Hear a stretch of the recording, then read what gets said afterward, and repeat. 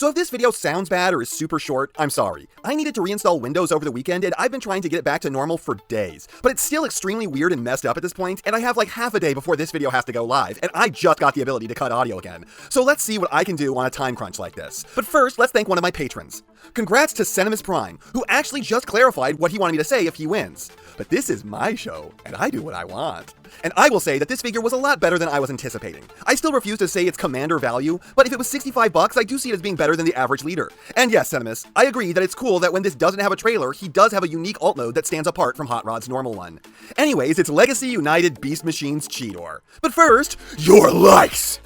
Please give.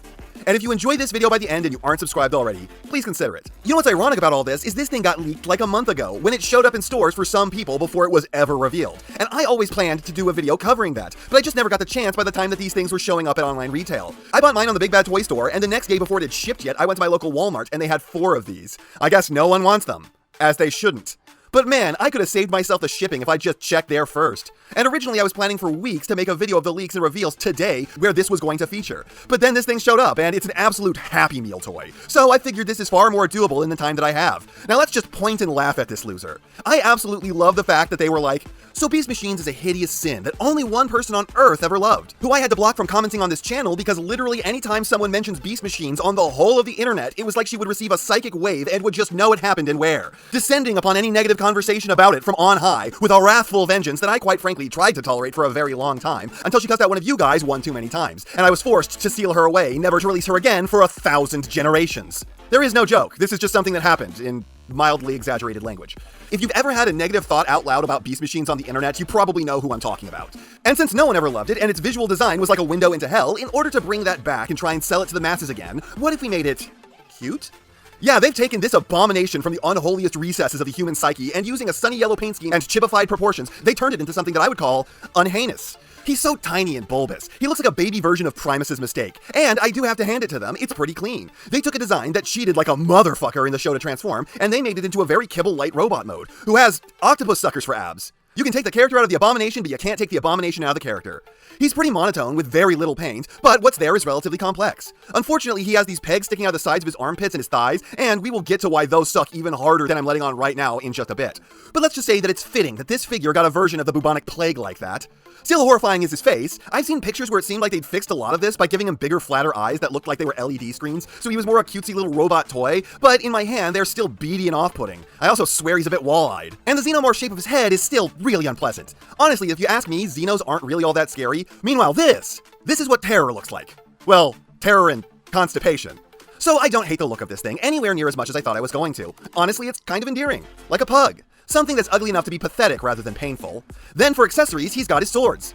I don't know why, but they peg together. Otherwise, they just look like the weapons he had in the show where they were like, we can't have the good guys using guns in a war. I mean, they'll still kill people and shoot lasers and stuff, but that will be like natural extensions of their bodies. Because good guys using guns just doesn't make sense. Then they spent the whole show making it so the main characters were hell-bent on mutating everyone on Cybertron into eldritch horrors beyond all comprehension. Like they were the goddamn lizard from Spider-Man, like the actual villains of the show they were. If I have a choice between Viacons or this, I side with Megatron every single time.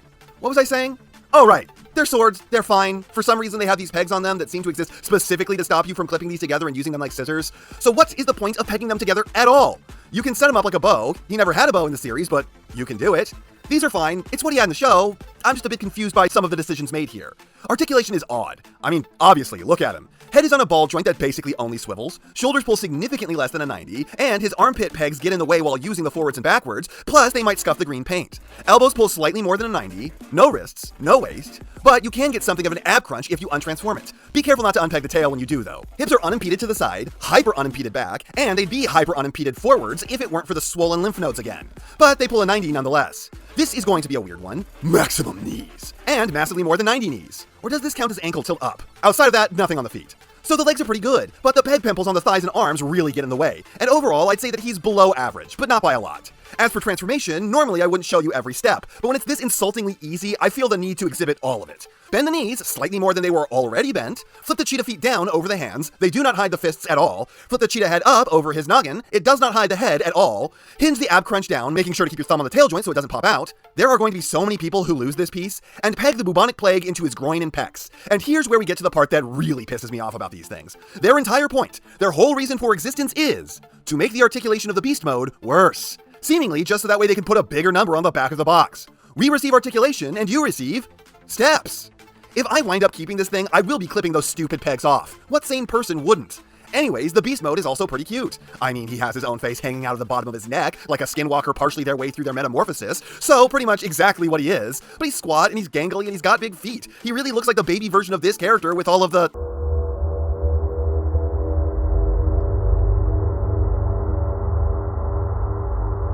most of the body horror the original had removed. For posability, I guess the head has a lot of tilt up. If you unpeg the arms, then they remain the same as they did in the robot mode. It's got the same elbows, and the same can be said for the back legs as well. Though, at least the ab crunch is part of the figure at all times like this, and the tail waggles. And I'm faced with a couple questions here. Did they do enough to make it so I'd be okay with seeing them make more figures of one of the worst parts of the franchise?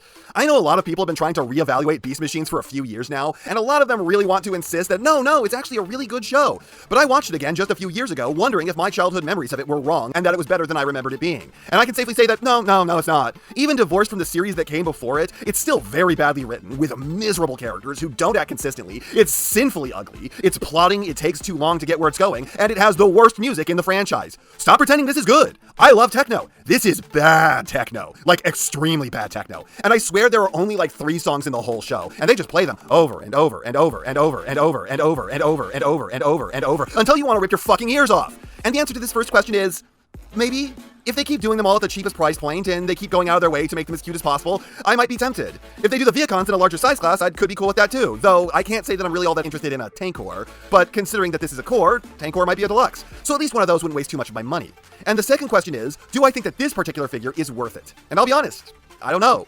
It's a charming looking robot, there's nothing wrong with its accessories, and I do appreciate the way that they integrate into the alt mode, but the articulation ain't something that I think is going to impress anyone, and the transformation is brutally simple. Tasmanian Kid really showed what they could do with a beast former at core class scale, and it was leaps and bounds more than this. I'm not going to ward you away from this thing, but at the same time, I think it's obvious why there were 4 of these things peg-warming at my local Walmart. And that's not half what I have to say, but it's enough what I have to say. And I know, you know, what everyone else tells you to do at the end of these videos. So, if you liked what you saw here, please do that. And if you'd like to take it a step further, then please share this video with any friend you think may be interested. I hope you all enjoyed listening to me waste your time.